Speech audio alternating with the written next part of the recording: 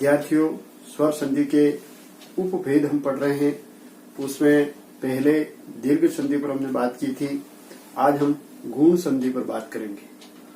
सबसे पहले हम कोई भी संधि का प्रश्न आता है तो पहचान कैसे करें कि ये गुण संधि है। तो उसकी पहचान का जो प्रतीक है वो है जब संधि के फलस्वरूप ए, ओ और अर की ध्वनि आती है तो समझ लेना कि यहाँ गुण संधि है। एक बार फिर से समझ लीजिए, गुण संधि की पहचान कैसे होगी। जब भी कोई पद आता है तो एक बार स्टेप को मैं वापस दोहरा रहा हूं कि संधि का प्रश्न आता है तो हम कैसे करें। सबसे पहले हम संधि कहाँ होती है उसकी पहचान करते हैं। वो हमें पता पड़ जाए तो संधि के फलस्वरूप कौन सी ध्वनि आ रही है। अब यहाँ सबसे इम्पोर्टेंट बात होती है, महत्वपूर्ण बात होती है संधि के पहचान से संबंधित। जैसे ही हमें संधि का पता चल जाता है कि यहाँ इस ध्वनि इस पद पर इस वर्ण पर ध्वनि आ रही है संधि की, तो वो ध्वनि कौन सी आ रही है। यदि ए, ओ और अर की ध्वनि आती है तो समझ लीजिए कि यहाँ पर आपके संधि है वो गुण संधि है। अब यहाँ देखें कि ए की ध्वनि कब आएगी, ओ की ध्वनि कब आएगी और अर की ध्वनि कब आएगी। इन तीनों की ठीक ठीक हमने पहचान कर ली तो गुण संधि से संबंधित कभी भी कोई प्रश्न गलत हो ही नहीं सकता। जैसे ए की ध्वनि को अब हम देखते हैं कि ए की ध्वनि कब आ सकती है। सबसे पहली स्थिति बनती है यदि प्रथम पद की अंतिम ध्वनि अ और संधि करने वाले पद की प्रथम ध्वनि ई है। अ और ई की संधि होती है तो ए की ध्वनि आती है। नेक्स्ट है यदि अ की जगह आ है और आ की संधि ई के साथ हो तब भी ए की ध्वनि आती है। आ की संधि यदि ई से होती है तब भी ए की ध्वनि आती है और अ की संधि ई के साथ हो तब भी ए की ध्वनि आती है। अर्थात अ और आ की संधि ई के साथ हो तो ए की ध्वनि आती है। इसके अलावा कोई भी ऐसी स्थिति नहीं बनती है जिसमें ए की ध्वनि आ सकती है। चलिए इसमें उदाहरण कुछ देखें तो इससे और स्पष्ट हो जाएगा। जैसे हम देखते हैं स्व धन इच्छा, यहां देखिए अ की ध्वनि और ई की ध्वनि और अ और ई, अ और ई, अ और ई की ध्वनि से जो योग होता है नई ध्वनि आएगी ए की, तो स्वेच्छा। और एक उदाहरण देखें, मृग धन इंद्र। यहां पे देखिए अ की संधि ई के साथ, अ और ई मिलने पर ए की ध्वनि और नया शब्द बना आपका गगेंद्र। अब दूसरे अलग अलग और उदाहरण देखते हैं। जैसे अ और ई का देख लेते हैं, ई दीर्घ का। नर धन ईश, यहां अ है, अ की संधि के साथ और ध्वनि आ गई ए और नरेश। उसे और अलग देखते हैं। राजा धन इंद्र। अब यहां देखिए आ की ध्वनि और ये ई की ध्वनि, तो आ और ई संधि करते हैं तो नई ध्वनि आएगी ए की और शब्द बना आपका राजेंद्र। इसी तरह से महाधन इंद्र तो महेंद्र। अगला एक और देखते हैं, आ और दीर्घ ई का योग हो ऐसा, जैसे राका धन ईश्वर, ये आ की ध्वनि, ये ई और राकेश। तो यहाँ आपकी अच्छी तरह से ध्यान में आ गया होगा कि अ आ की संधि ई के साथ हो तो ए की ध्वनि आती है, और जब भी ए की ध्वनि आती है इसका मतलब यहाँ हमेशा गुण संधि ही होगी। कुछ परीक्षाओं में जिस तरह से प्रश्न आते हैं उस पर भी मैं एक अभ्यास करा लेता हूँ, जिससे आपको और स्पष्ट हो जाए कि किस तरह से संधि विच्छेद होते हैं। जैसे शब्द देखिए, भारतेंदु। समझ लीजिए परीक्षा के अंदर इस तरह से प्रश्न पूछा गया है, और एक प्रश्न ये बनता है कि इस शब्द में कौन सी संधि है। तो संधि कहाँ पे हो रही है वो हम पहचान करते हैं। तो भारतेंदु त के साथ ए की मात्रा है, तो ये भारतेंदु शब्द जहाँ में ते की ध्वनि आ रही है वहां पर संधि हो रही है। ध्वनि कौन सी आ रही है, तो ए की ध्वनि आ रही है। ए की ध्वनि आ रही है, इसका मतलब गुण संधि ही होगी। अब ये ए कैसे बनता है वो आपको मैं बता चुका हूं कि अ और आ की संधि ई के साथ हो तो ए की ध्वनि आती है। अब देखिए इसके संधि विच्छेद करते हैं। जैसे भारत धन इंदु। अब इंदु में हमेशा ई छोटा होगा, ये थोड़ा सा ध्यान होना चाहिए। मैं इसमें भी एक ट्रिक्स बता दूंगा, तो आपको कभी भी किसमें मात्रा कौन सी होती है वो भी समस्या नहीं रहेगी। एक और शब्द देखते हैं, उपेक्षा। वही ट्रिक से काम करें आप, और जो स्टेप बताए स्टेप को हमेशा फॉलो करना है। यहाँ पर भी ये ध्यान दे पहले कि संधि कहाँ पे हो रही है, तो प के साथ ए की ध्वनि संधि यहाँ पे हुई। ध्वनि आ रही है आपकी ए की ध्वनि आ रही है, इसका मतलब गुण संधि है। अब इस ए का संधि विच्छेद करते हैं तो उप धन इक्षा, उपधन इक्षा उपेक्षा। और थोड़े से उदाहरण और देखते हैं। जैसे आ और ई वाले देख लेते हैं। मिथिलेश शब्द है, इसमें भी वही पहले देखें आप, संधि कहाँ पे हुई, तो ल के साथ ए की मात्रा, इसका मतलब गुण संधि। ए की ध्वनि कैसे बनती है, तो अ आ की संधि ई के साथ। अब देखें आप, यहाँ शुद्ध शब्द होना चाहिए क्योंकि शब्द पास आते हैं और अंतिम ध्वनि इनकी संधि करती है। तो सही रूप में शब्द है मिथिला, मिथिल नहीं हो सकता है, मिथिला और ईश। दीर्घ संधि में मैं बता चुका था, ईश है, इक्षक है, इक्षण है, उनमें हमेशा ई दीर्घ होती है। तो मिथिला धन ईश। इसी तरह से एक प्रश्न और अच्छा पूछा जाता है, कई बार परीक्षा में पूछा गया है, रमेश। ये फर्स्ट ग्रेड के अंदर भी पूछा गया शब्द है, उसको भी मैं और स्पष्ट कर लेता हूँ तो आपको इधर देखें। रमेश,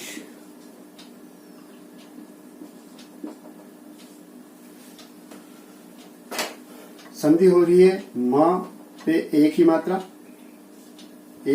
इसका मतलब आपके गुण संधि। अब ए की ध्वनि का संधि विच्छेद देखते हैं हम, तो रमा धन ईश। अब यहाँ ये ध्यान रखना है, रम शब्द नहीं हो सकता है, रमा ही होगा, तो रमा धन ईश, रमेश। एक और शब्द बताना चाहूंगा, द्वारकेश, वो भी बहुत ही अच्छा शब्द है।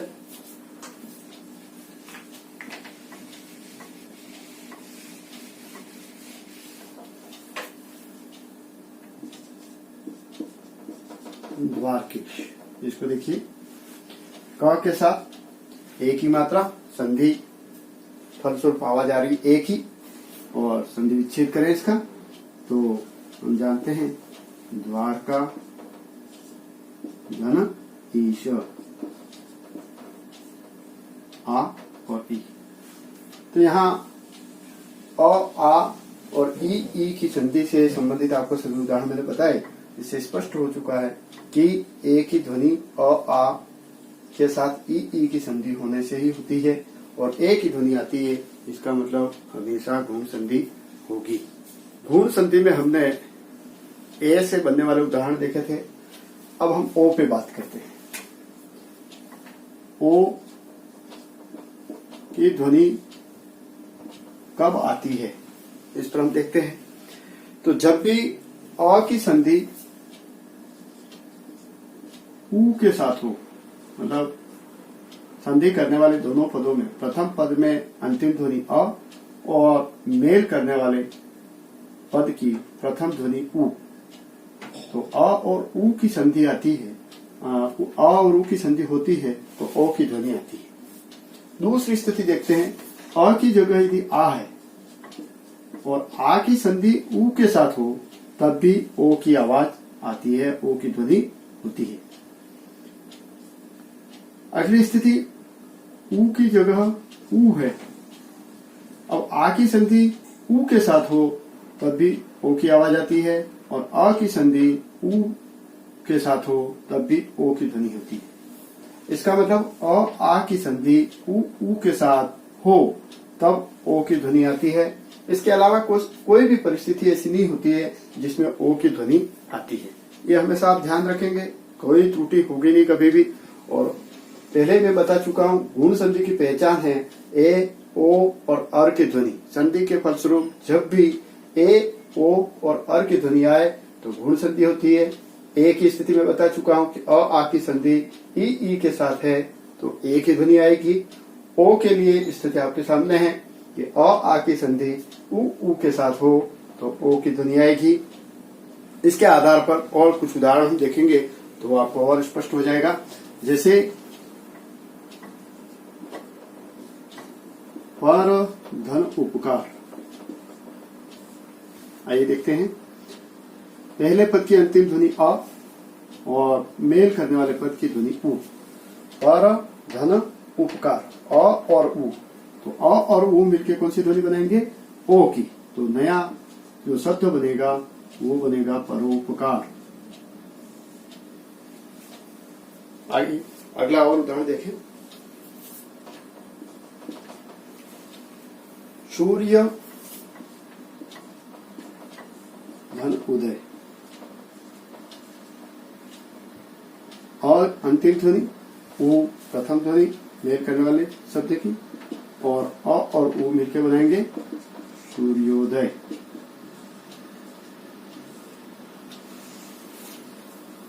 कुछ बदल के उदाहरण देखते हैं। जैसे आ वाला उदाहरण देखते हैं, महा धन उदय, तो आ की ध्वनि ऊ के साथ मेल कर रही है और ओ की ध्वनि होगी, नया शब्द बनेगा महोदय।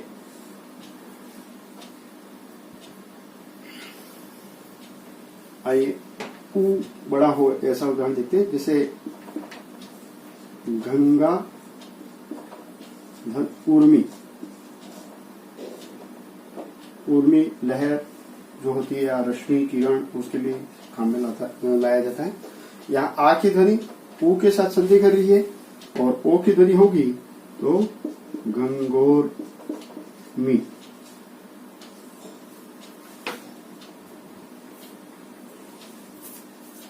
एक और देख लीजिए, अ के साथ ऊ को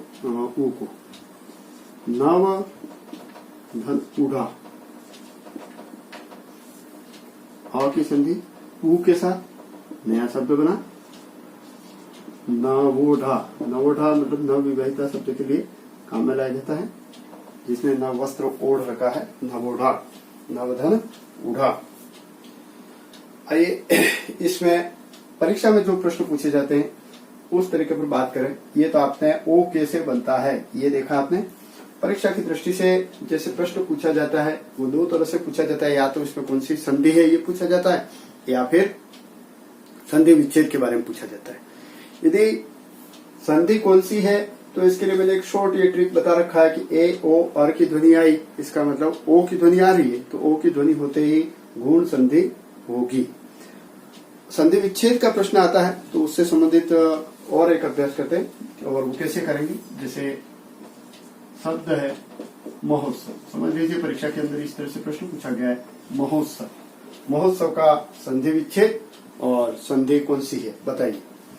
तो संधि कहाँ पे हो रही है, ह के साथ ओ की ध्वनि, ओ की ध्वनि आने पर यह गुण संधि है। क्लियर। दूसरी स्थिति, ओ की ध्वनि कैसे बनती है? तो अ या आ की संधि उ के साथ हो तो ओ की ध्वनि होगी। अब इस महोत्सव, तो ओ ध्वनि जो है उसका संधि विच्छेद होगा। अब यहाँ पद दो अलग अलग होंगे। तो पहला होगा महा। अब महा शब्द पहले भी आपके पास आ चुका है, जब भी संधि मैंने बताई थी तो महेंद्र उदाहरण दिया था। तो पहला महा शब्द होगा, मह शब्द नहीं हो सकता है। महा और धन उत्सव,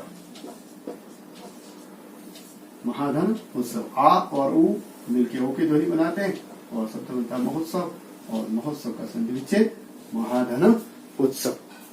इसी तरह और दूसरा शब्द देखिए आप, एक परीक्षाओं में कई बार पूछा गया शब्द है, वो मैं बता देता हूं, नवोन्मेष। समझ लीजिए, परीक्षा के अंदर पूछा गया है शब्द नवोन्मेष, और इसका संधि विच्छेद क्या है ये आपको बताना है। तो देखते हैं संधि विच्छेद करके। ओ की ध्वनि, इसका मतलब गुण संधि, इसके संधि विच्छेद करेंगे तो ओ की ध्वनि नव और उन्मेष।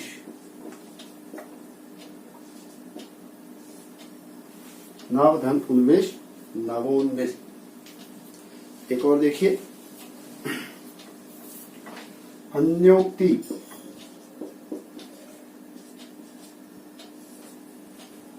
यहाँ पे भी या के साथ ओ की ध्वनि, गुण संधि। अब इसका संधि विच्छेद करें आप, अन्य धन उक्ति। अब शायद एक आधा और अभ्यास कर लेते हैं इसमें।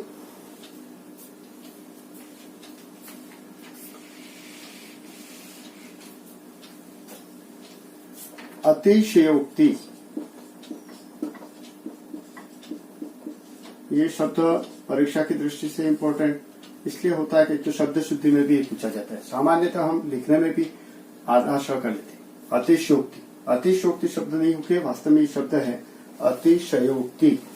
अब इसका संधि की दृष्टि से बात करते हैं। संधि हो रही है या के साथ ओ की मात्रा, तो गुण संधि, और इसका संधि विच्छेद करते हैं तो अतिशय धन उक्ति, अतिशयोक्ति। तो इस तरह से आपको दोनों तरीके से मैंने बता दिया कि परीक्षा में जो प्रश्न पूछे जा रहे हैं उसके आधार पर भी मैंने बता दिया कि आपको जैसे प्रश्न ये आता है तो किस तरह से आपको करना है। आगे और के उदाहरण है, उस पर हम बात करते हैं कि और की ध्वनि कैसे आती है।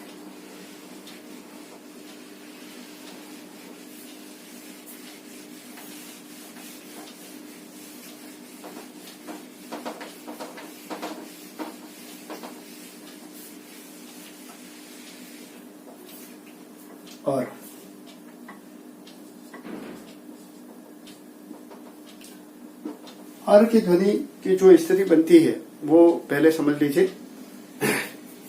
अ की संधि री के साथ हो, अ की संधि री के साथ हो तो और की ध्वनि होती है।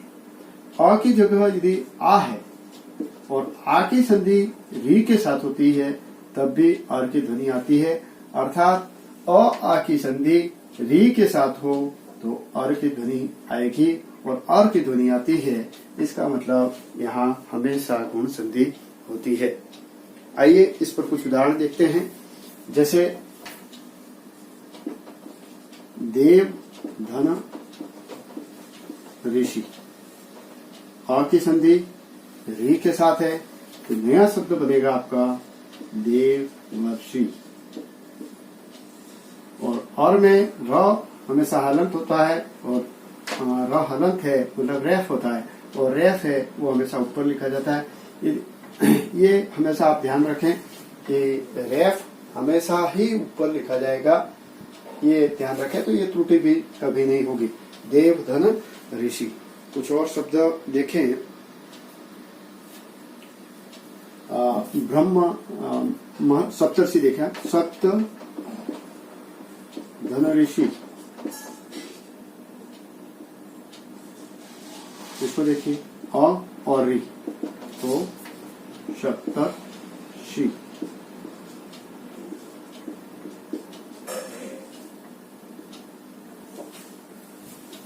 एक और अच्छा शब्द आता है, आ वाला उदाहरण देखिए। राजेंद्र जो उदाहरण देखा था तो आपको ध्यान में भी होगा, राजेंद्र में पहला शब्द था राजा धन ऋषि। और परीक्षाओं में भी ये पूछा जाता है, कई जगह राजधन ऋषि भी किया जाता है, तो राजधन ऋषि नहीं होता है। संस्कृत में जरूर राजन धन ऋषि शब्द है कि राजन धन ऋषि तो राजर्षि शब्द बनता है। यहाँ तो राजा धन ऋषि बराबर राजर्षि। ये और र की ध्वनि, र आपका ऊपर चला गया, त के साथ और तो र ऊपर चला गया, देव के साथ और की ध्वनि, तो देव ये और तो इसमें मात्रा आ गई और रेफ के रूप में र लिखा गया। इसी तरह से उसके कुछ प्रश्नों पर भी अपन अभ्यास कर लेते हैं। जैसे शब्द लिखते हैं महर्षि। महर्षि तो यहाँ और की ध्वनि है, इसका संधि विच्छेद आपको करना है। तो देखेंगे आप, महा शब्द पहले से ही आपके पास है, जब से दीर्घ संधि पढ़ चुके हैं। महा धन ऋषि, महर्षि। संधि विच्छेद करें उस समय ये ध्यान रखें, ये और की ध्वनि हुई, और की ध्वनि कब होगी? तो अ और आ के साथ री की ध्वनि, तो पीछे वाली ध्वनि री और पहले वाले पद की अंतिम ध्वनि आ के साथ री और शब्द महर्षि। तो इस तरह से आप पढ़ेंगे तो कोई मतलब 1% भी ये कोई चांस नहीं बनता है कि आप गलत उसको करें। बिल्कुल 100% आपका सही होगा। इसी अपेक्षा के साथ गुण संधि की पहचान और गुण संधि से संधि उदाहरण कंप्लीट करता हूँ। ये विद्यार्थियों, हम संधि के उपभेद पर चर्चा कर रहे हैं। स्वर संधि के उपभेद में पहले मैंने दीर्घ संधि की पहचान बताई थी। दीर्घ संधि की पहचान का ट्रिक जो है वो हमेशा ध्यान रखें। आ, ई और उ, जहाँ दीर्घ मात्रा आ रही है, जैसे आ तो अ का दीर्घ रूप, ई तो ई का दीर्घ रूप और उ तो उ का दीर्घ रूप। तो जहाँ दीर्घ रूप आ रहा है स्वर का तो वहां दीर्घ स्वर संधि होगी। दूसरा गुण संधि का मैंने ट्रिक्स बताया था आपको कि जहां पर भी गुण संधि मतलब कहाँ बनेगी? तो जहां पर ध्वनि संधि करती है और ए, ओ और अर की ध्वनि आती है तो आपकी गुण संधि होगी। अब हम बात करते हैं वृद्धि संधि की। वृद्धि संधि का फिर मैं ट्रिक दे रहा हूं आपको। ऐ और औ की ध्वनि, यदि संधि के बाद ऐ और औ की ध्वनि आती है तो समझ लीजिए वृद्धि संधि है।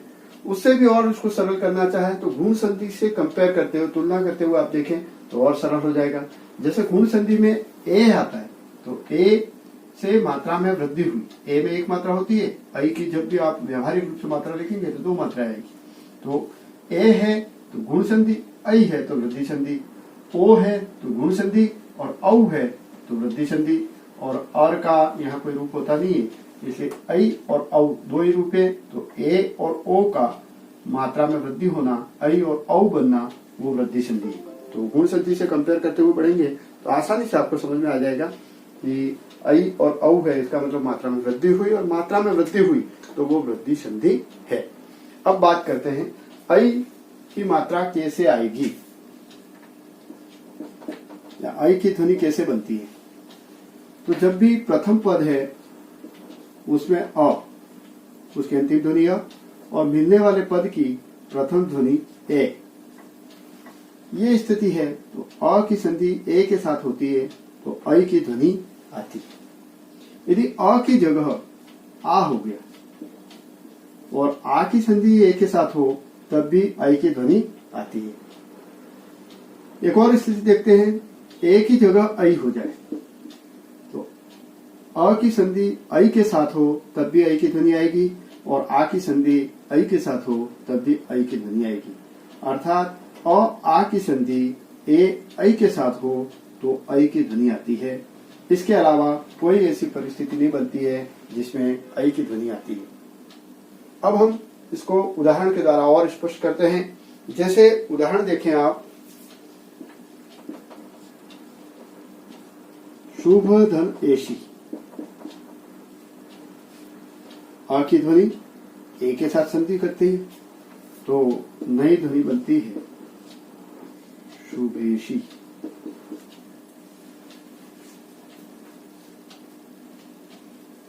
एक और उदाहरण देखें, पुत्र धन एष्णा। एष्णा मतलब इच्छा होता है, तो अ की संधि ए के साथ हुई और नया शब्द बना पुत्रेष्णा।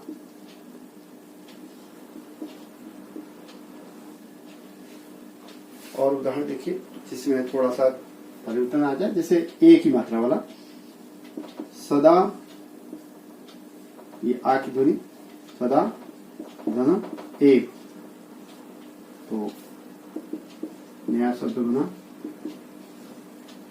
सदे। और शब्द देखें, जैसे महा धन ऐश्वर्य, यहाँ आ और ऐ की ध्वनि और संधि के फलस्वरूप नया शब्द बनेगा वो महेश्वरी।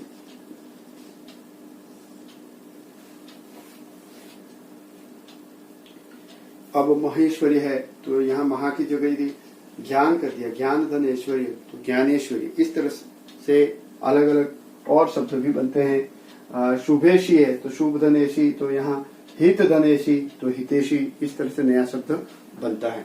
कुछ और नए शब्द बताता हूँ। जैसे परीक्षाओं के अंदर जो प्रश्न पूछे जाते हैं उस पर थोड़ी सी चर्चा करते हैं।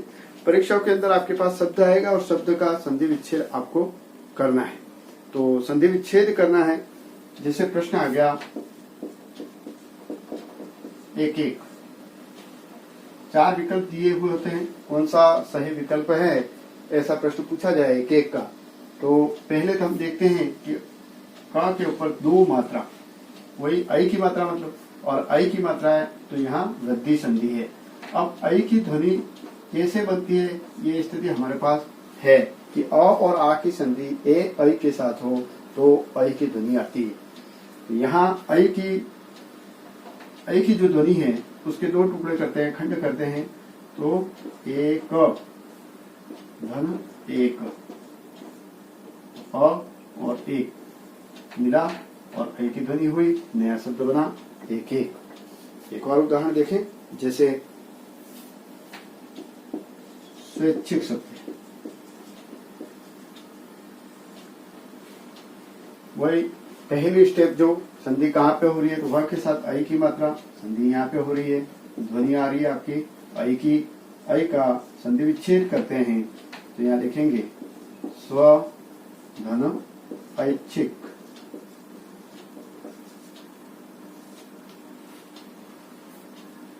एक जरूर आपके दिमाग में प्रश्न चल रहा होगा, सर ऐश्वर्य है तो यहाँ ऐ आएगा कि ए आएगा, ऐच्छिक है तो ऐ आएगा या ए आएगा।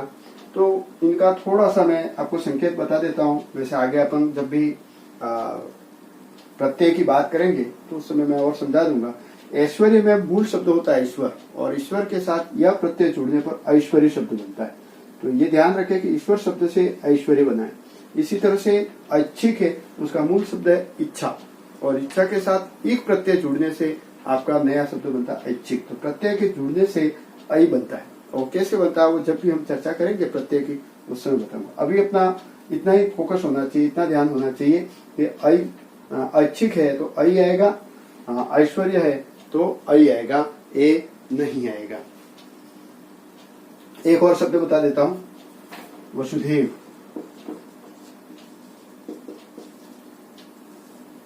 संधि विच्छेद करेंगे इसका, वही ध के साथ ऐ की मात्रा। अब ऐ की मात्रा का संधि विच्छेद वसुधा धन एव, यहाँ एव ही होगा, ऐव नहीं होगा। वसुधा धन एव वसुधैव। इस तरह से ऐ की मात्रा के बारे में आपको स्पष्ट हो गया होगा कि ऐ की मात्रा कैसे आती है। अगले अपन चर्चा करते हैं औ की मात्रा पर। वृद्धि संधि की पहचान में मैंने आपको ट्रिक दिया है ऐ और औ का। ऐ के उदाहरण हम देख चुके हैं, औ के उदाहरण देखते हैं कि औ कैसे आता है और किस तरह से इसमें संधि होती है और संधि विच्छेद होता है। पहले देखें अपन ओ की ध्वनि कैसे आती है या ओ की ध्वनि कब बनती है। अ की संधि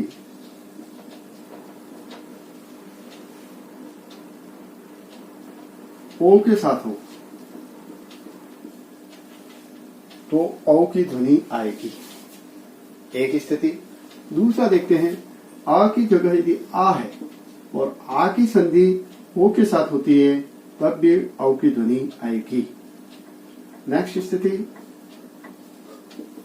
औ यदि ओ की जगह औ हो जाता है, आ की संधि औ के साथ हो तब भी औ की ध्वनि आएगी और अ की संधि औ के साथ हो तब भी औ की ध्वनि आएगी। इसका मतलब अ और आ की संधि ओ और औ के साथ हो तो औ की ध्वनि आएगी। इसके अलावा कोई भी स्थिति ऐसी नहीं होती है जिसमें औ की ध्वनि आती है।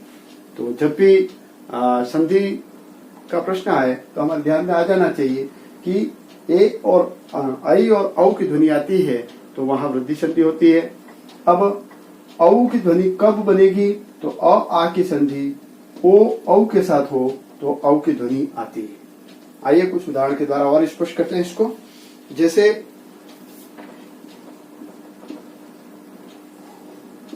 परम धन ओज, अ की संधि ओ के साथ, नया शब्द बनेगा आपके परमोज। ये औ बन गया, अ ओ के साथ संधि करता है और औ की ध्वनि देता है, नया शब्द बनता है परमोज। इसी तरह से एक और शब्द देखिए जो उससे हटके है, वन धन औषध। यहाँ ये औ है, यहाँ अ है, अ की संधि औ के साथ, अ की संधि औ के साथ, तो नई ध्वनि आएगी औषध की, वनौषध। अब ये परम के साथ भी संधि कर सकता है, परम धन औषध तो परमोषध, इस तरह से नया शब्द भी बन सकता है।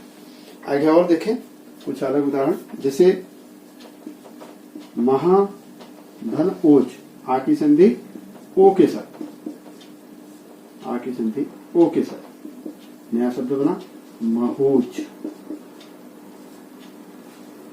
एक अच्छा और शब्द बनता है अ और ओ का, जल की संधि जल, अ, जल की संधि ओक। जब जल की जो अंजलि दी जाती है उसको ओक बोला जाता है, जलोक। तो जल अ की संधि ओ के साथ, नया शब्द बनेगा जलोक।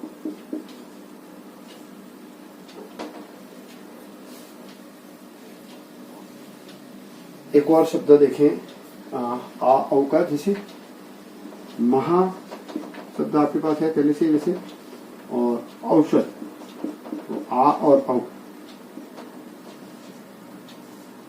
आ की संधि औ के साथ, तो नया शब्द बनेगा महोषध। आइए इसी में अपन परीक्षा में किस तरह से प्रश्न आते हैं इस पर चर्चा करते हुए आगे और बढ़ते हैं। एक जरूर यहाँ कहना चाहूंगा, कुछ शब्द ऐसे होते हैं जिनमें ये संधि का नियम नहीं आता है, जैसे अधर धन ओष्ठ। अब ये संधि के नियमानुसार अ की संधि ओ के साथ हो रही है तो शब्द बनना चाहिए था अधरोष्ठ। ये बिल्कुल संधि के नियमानुसार बन रहा है, लेकिन यहाँ अधरोष्ठ नहीं बनता है और नया शब्द बनता है अधरोष्ठ। तो इस पर संधि का नियम लागू नहीं होता है, इसलिए ऐसे शब्दों को हम कहते हैं अपवाद। तो इन शब्दों को अपवाद में लें आप। कुछ और शब्द हैं जैसे बिंब धनोष्ठ। इसी तरह से आगे देखें, जैसे बिंब धन ओष्ठ, तो शब्द तो बनना चाहिए था बिंबोष्ठ, लेकिन यहाँ एक ही मात्रा आती है और बिंबोष्ठ ये बनता है। और शब्द है जैसे दंत धन ओष्ठ, तो नया शब्द बनेगा दंतोष्ठ। ये ध्यान रखें, कुछ शब्द ऐसे हैं जो अपवाद है इसमें ये तो 3-4 शब्द मैंने बता दिए, इनको ध्यान में रखना पड़ेगा कि ये अपवाद है, इस पर संधि का नियम लागू नहीं होता है। तो ये आपने देखे संधि होने वाले पद। अब संधि विच्छेद को देखेंगे। जैसे शब्द है यथोचित्य और इसका संधि विच्छेद, और यदि परीक्षा में प्रश्न पूछा जाए कि इसमें कौन सी संधि है और इसका संधि विच्छेद क्या होगा, तो यहाँ देखते हैं सबसे पहले कहाँ पर संधि हो रही है, तो थ के साथ औ की मात्रा, और औ की मात्रा इसका मतलब वृद्धि संधि है। अब ये औ कैसे बनता है, जो अ आ की संधि ओ औ से हो तो औ की ध्वनि आती है। तो यहाँ औ कर दिया हमने। अब इसका उपयुक्त पद होना चाहिए, जैसे पहला है पद है यथा। यथा उपसर्ग भी है और यथा के साथ औचित्य। अब यहाँ आपके एक प्रश्न हो सकता है कि औचित्य है कि औचित्य, या हम कैसे पता करें कि ये औचित्य है, औचित्य नहीं, ओ की मात्रा नहीं होकर औ की मात्रा है, वो कैसे पता करें। तो इसमें मूल शब्द है ये औचित्य है, वो उचित से बना सकते हैं, और उचित के साथ यह प्रत्यय लगता है तो ऊ की ध्वनि में दीर्घीकरण होता है, ऊ है वो औ में बदलता है। यह एक जानकारी की मैं बता रहा हूँ, जब नेक्स्ट हम देखेंगे यह प्रत्यय तो उसमें और स्पष्ट करा देंगे। यथाधन औचित्य यथोचित्य। और एक उदाहरण देखें इसमें, जैसे महोदार्य। महोदार्य वही संधि विच्छेद करने के पूर्व हम देखें संधि का पद कौन सा है, ध्वनि कौन सी है, तो यहाँ औ की ध्वनि। अब इस औ का संधि विच्छेद करें तो अ आ की संधि ओ औ के साथ हो तो औ आएगा। यहाँ पद होगा पहला महा। महा शब्द आपके पास दीर्घ संधि से मैं बता रहा हूँ। महेंद्र की ध्वनि आई थी, महेश्वरी आया था, और अब ये देखें अपन तो महा धन औदार्य। औदार्य में भी औ ही होगा, ओ नहीं होगा। क्यों? क्योंकि इसका मूल शब्द जो है वो उदार है, उदार में यह प्रत्यय जुड़ने से औदार्य शब्द बनता है। तो महाधन औदार्य महोदार्य। इसी तरह से एक और देखें अपन,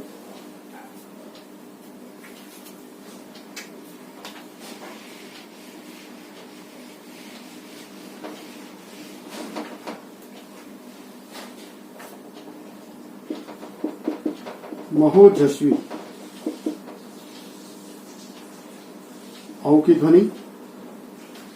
अब औ की ध्वनि में ध्वनि का संधि विच्छेद करेंगे तो महा शब्द थे और आगे शब्द होगा ओजस्वी।